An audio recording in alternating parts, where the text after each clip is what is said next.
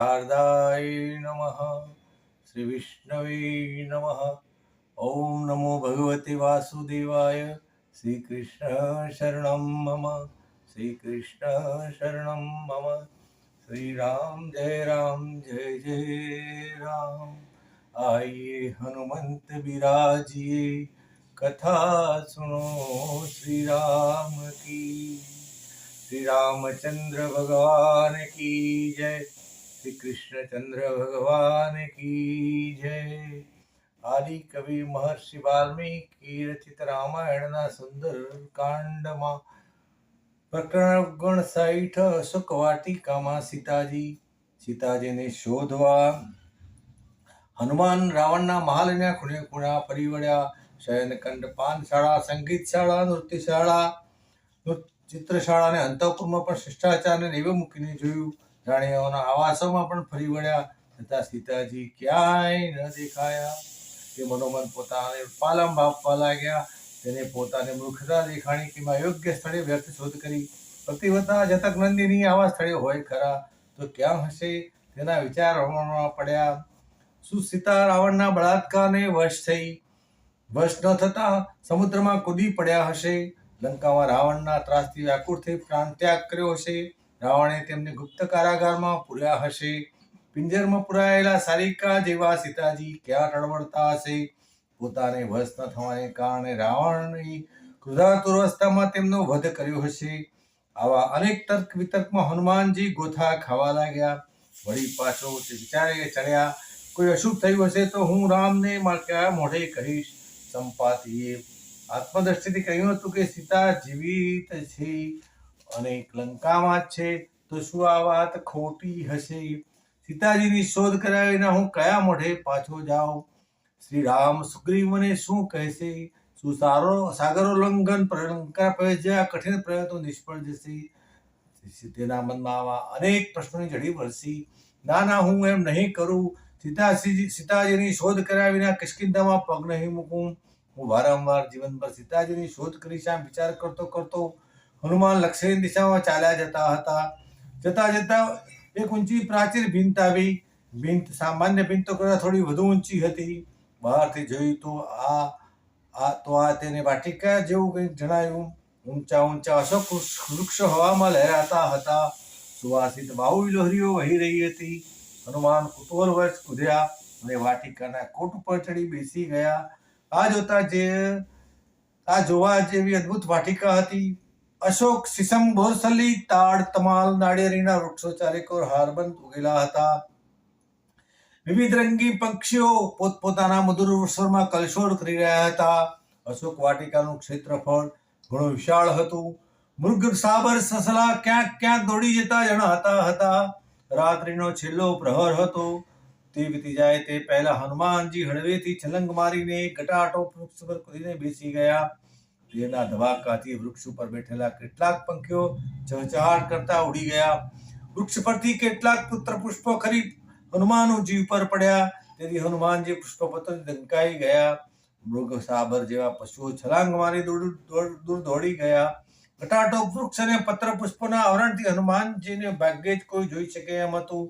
તેથી નિશ્ચિંતપણે તે સમગ્ર વાટિકાની ચારેકોર દ્રષ્ટિ ફેરવી જોવા લાગ્યા. વાટિકાની વચ્ચોવચ વિશાળ ચૈત્ય પ્રાસાદ અગ્નિશાળા હતી. મહાચૈત્ય પ્રાસાદના અનેક સ્તંભો ઉપર ફૂલવેલ તથા પશુ પંખીઓની વિવિધ કલાકૃતિઓ કંડારેલી હતી. તેના પગથિયા પર પરવાળા જડેલા હતા. તેમાં યજ્ઞ નિમિત્તે અને વેદિકાઓની રચના કરેલી હતી.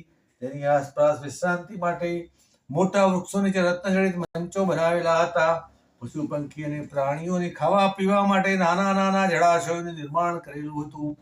આ હૃદયંગ દ્રશ્ય જોઈ હનુમાનજીને હૃદયમાં આભાસ થયો કે આવા સ્થાનમાં પ્રભાત કાલે સીતા વાયુ વિહાર માટે અવશ્ય આવશે, અથવા રાવણ પરિચારિકાઓ સાથે તેમના મનોરંજન માટે મોકલશે. સીતાજી અહીં જ મને મળશે એવી તેની આસ્થા બંધાણી. દૂરથી દ્રષ્ટિ ફેરવતો તે જે શીશમના વૃક્ષ પર બેઠો હતો તેના નીચે દ્રષ્ટિ કરી. વૃક્ષ તળે એક વિશાળ ચોતરો એટલે કે ઓટલો હતો. તે મૂલ્યવાન પથ્થરોનો બનાવેલો હતો. આ ચોતરા ઉપર શીશમ વૃક્ષને વઢેરીને એક દુબળી તેજસ્વી નારી બેઠેલી હતી. આ નારીને જોતા જ હનુમાનજીની દ્રષ્ટિ તેના ઉપર સ્થિર થઈ. તેના હૃદયમાં આશાનો સંચાર થયો. આ સ્ત્રીની આકૃતિ કોઈ દેવી જેવી લાગતી હતી. તેનું મુખ સુદબીજના ચંદ્ર જેવું કોમળ, ક્ષીણ અને ફિક્કું લાગતું હતું. આ પાતળી જ્યોતિરેખા જેવી નારી દેદીપ્યમાન હતી. ભીના ઉપવસ્ત્રમાં શેવાળમાં ઉગેલા કમળ જેવી મનોહર દેખાતી હતી. તેના મુખ ઉપર અશ્રુજળ વહેતું હતું. અલ્પાહાર કે નિરાહારને લીધે તેનો દેહ દુર્બળ અને કૃશ થઈ ગયો હતો. સ્નેહી અને સજનોથી ઉખડી પડેલી અટૂળી નારી શૂન્યમનસ્ક ભૂમિ ઉપર દ્રષ્ટિ રાખીને જોઈ રહી હતી. કોઈ પારધીએ પકડેલા પારેવાની પેડે ફફડતી હતી. છૂટો સૂકો કેશકલાપ ખભા ઉપર ફેલાયેલો હતો. તેની ચારે કોર સખી મંડળ નહીં, પરંતુ પીડાદાયક રાક્ષસીઓનું મંડળ હતું. તે તેની ચોકી કરતું હતું. રાક્ષસીઓના મોઢા અને દેહ જોતા ત્રાસ ઉત્પન્ન થતો હતો. કોઈનું પેટ ઘોડું મોટું હતું તો કોઈના નાક કાન કાપેલા હતા. કોઈના નાક ચીબા હતા તો કોઈની આંખો ઊંડી હતી. કોઈ ખુંદી હતી, કોઈ ઊંટ જેવી ઊંચી હતી. કોઈની એક જ આંખ હતી તો કોઈના દાંત તૂટેલા હતા. આ ઘૃણાત્મક કદરીએ છડી મરાય તેવું હતું. દેહનો વર્ણ કાળો શાહી જેવો જોતા જ ડર લાગે તેવો હતો. સીતા બિહામણી રાક્ષસોની વચ્ચે નીચે મોઢું ઉડાડીને બેસી રહી હતી. તેને મૌન ધારણ કરેલું જોઈ રાક્ષસીઓ બીભત્સ ચેનચેડા કરી ઠેકડી ઉડાવતી તો કોઈ હોઠની બહાર ફૂટેલા દાંત બતાવી તેને ચાવી ખાઈ જેમ કહી ડરાવતી હતી. કોઈના મોઢા ડુક્કર જેવા, કોઈના ભેંસ જેવા તો કોઈના વાઘ જેવા વિકરાળ હતા. આ રાક્ષસીઓના હાથમાં ભાલા, બરછી, તરવાર અને ત્રિશૂળ હતા. આ બધી તામસી ગુણવાળી નારીઓની વચ્ચે માત્ર એક જ સાત્વિક ગુણવાળી સીતાજી એકલી હતી. તેની કોઈ સખી કે શુભેચ્છક ન હતું. નિરાધાર લતાની પેઠે સીતા ઢગલોથી હાથ પગ સંકોરીને બેઠી હતી. રામના વિચારોમાં તે અનાથ અબળા ઝૂરતી હતી. મારું શું થશે? મારા નાથ ક્યાં હશે? મને આ દુર્ગમ શ્રમમાંથી સી રીતે છોડાવશે? તેમને મારો સંદેશો કોણ આપશે? આ ભયાનક માયાવી રાવણને સી રીતે જીતી શકશે? વનમાં રહેતા બંને ભાઈઓ પ્રબળ યોદ્ધા હોવા છતાં આ સહસ્ત્રાધિક રાક્ષસ યોદ્ધાઓને સી રીતે પરાસ્ત કરી શકશે? આવા અનેક વિચારો તેના હૃદયને ખોરી ખાતા હતા. દિવસે કુમુદિની અને રાત્રે કમલિની જે દશા થાય તેવી દશા સીતાજીની હતી. કોઈ દાસ્તિક શુદ્ધ શાસ્ત્ર વચનોના અશુદ્ધ અર્થ કરે, નિંદાથી પવિત્રતાને કલંકિત કરે, કોઈ મૂર્ખ પિતાની સંપત્તિની દુર્દશા કરે તેવી સ્થિતિ સીતાજીની હતી. તે આશાભંગ નિરુત્સાહ અંધકારમાં ડૂબેલી જળવિહીન મીન જેવી દેખાતી હતી. સીતાને કોઈ આશ્રય નહોતો. તે સાવ અસહાય અને નિરાલંબ હતી. એકમાત્ર હનુમાન પ્રતિવર્તન નારીની વેદના સીસમના ડાળા ઉપર બેઠા બેઠા સમજી શક્યો હતો. સતત અનશનથી સીતાનું લોહી ફિક્કું પડી ગયું હતું. નેત્ર શોક અને ધ્યાનમાં ગરક થઈ ગયા હતા. ટોળાથી ઉખડી પડી પાર્થીના હાથમાં સપડાયેલી મુગલી જેવી સીતાજીની સ્થિતિ હતી. હનુમાન હવે વધારે પ્રમાણની આવશ્યકતા ન હતી.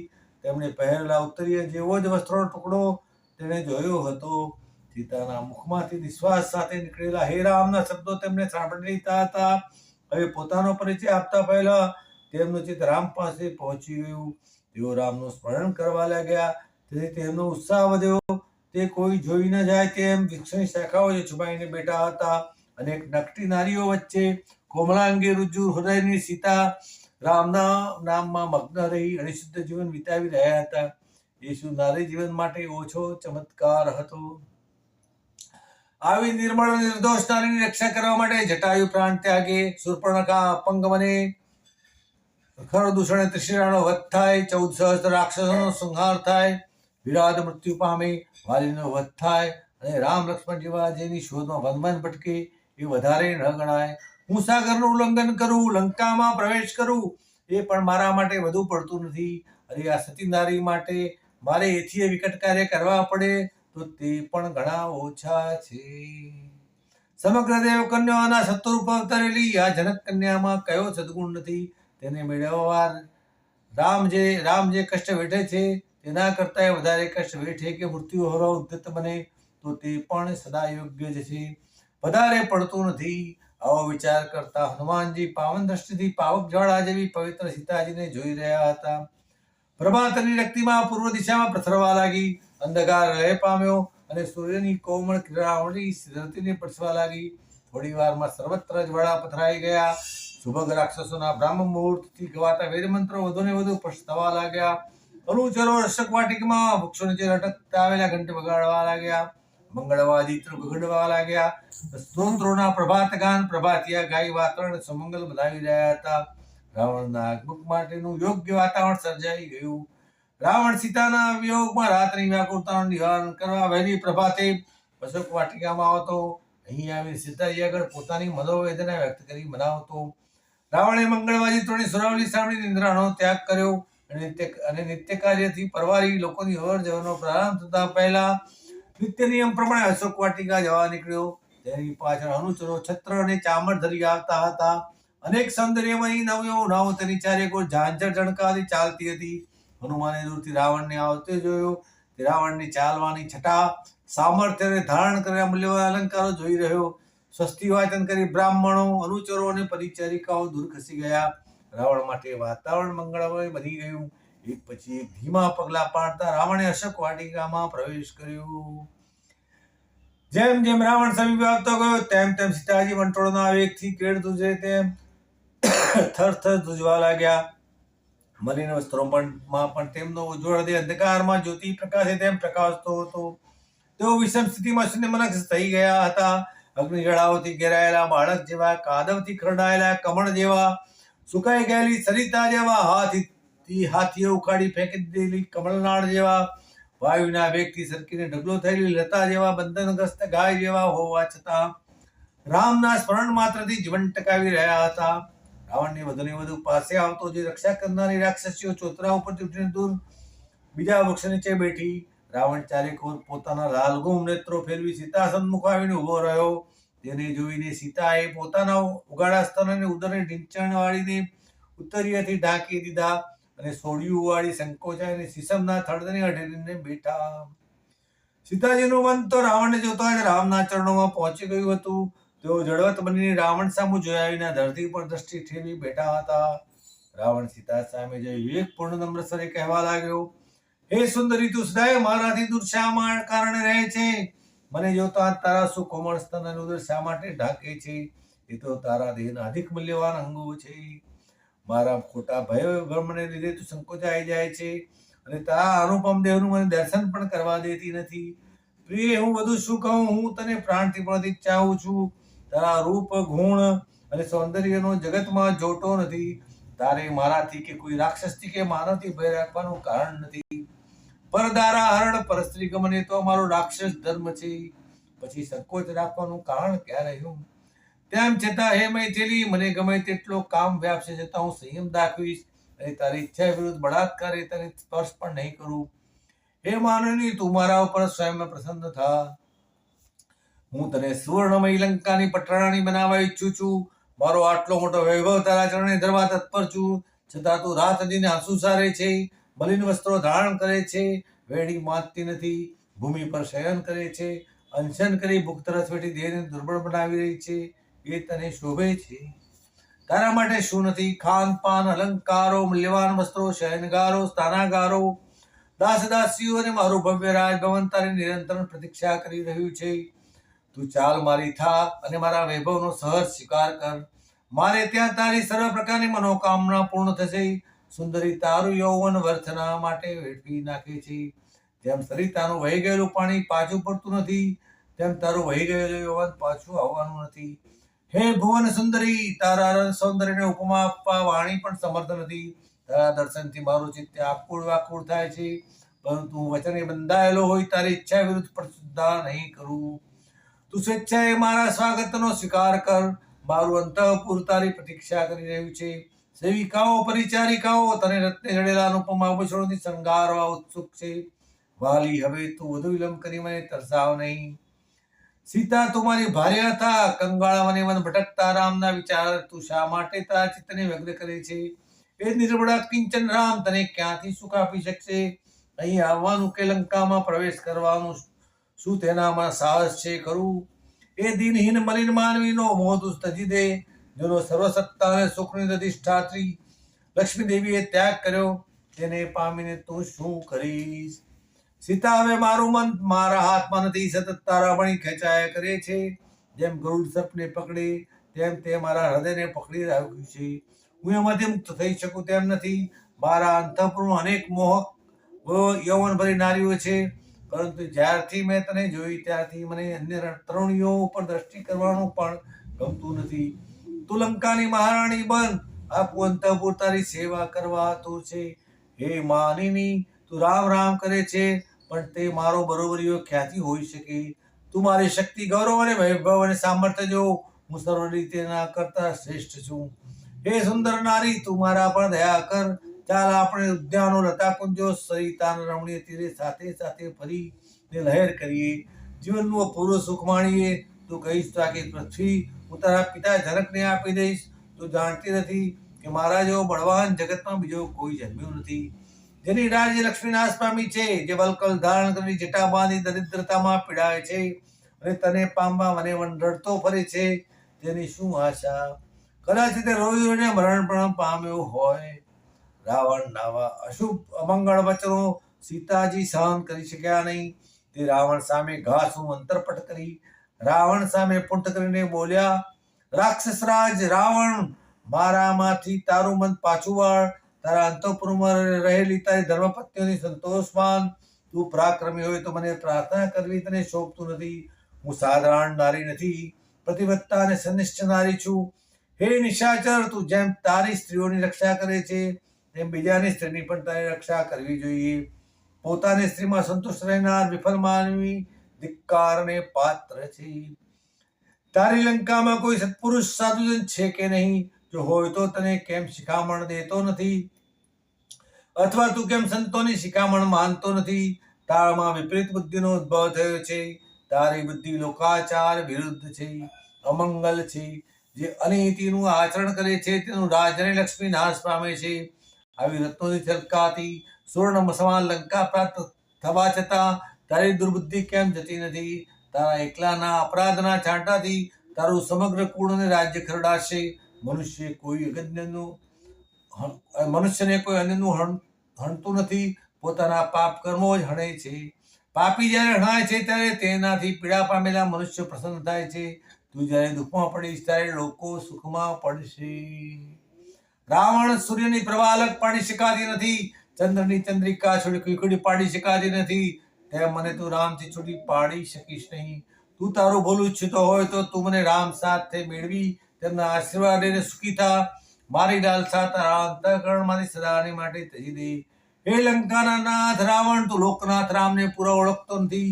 તું લંકાની ધરતી પર રાજ્ય ચલાવે છે, પરંતુ રામનું રાજ્ય સમગ્ર માનવ જાતના હૃદય ઉપર ચાલે છે.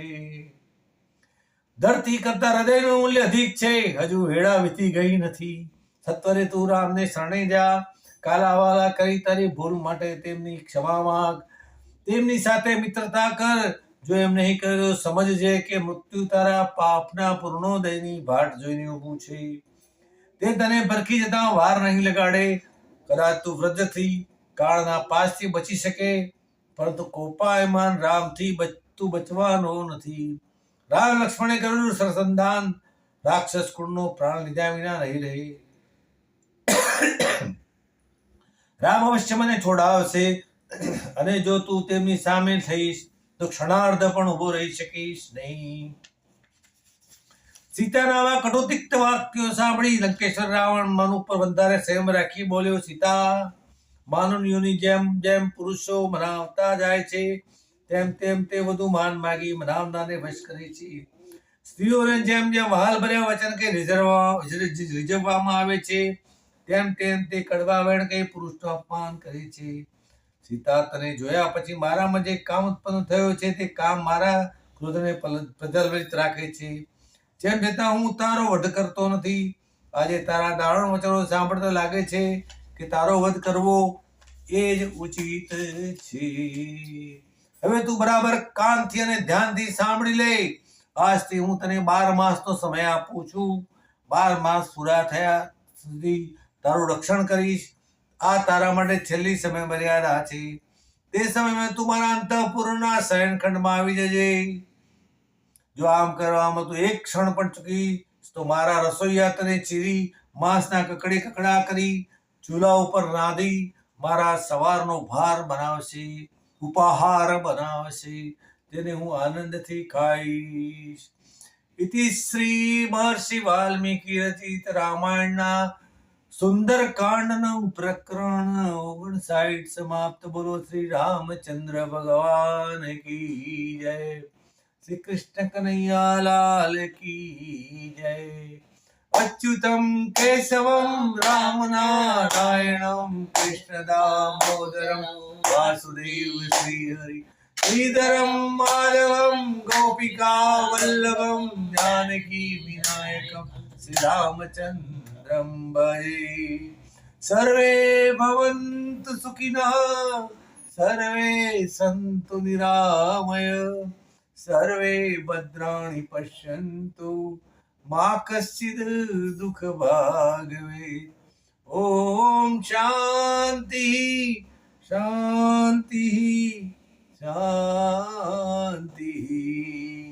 હરિ ઓમ તત્સત. રઘુપતિ રાઘવ રાજા રામ પતિત પાવન સીતારામ. સુંદર વિગ્રહ મેઘાશ્યામ ગંગા તુલસી શાલિગ્રામ.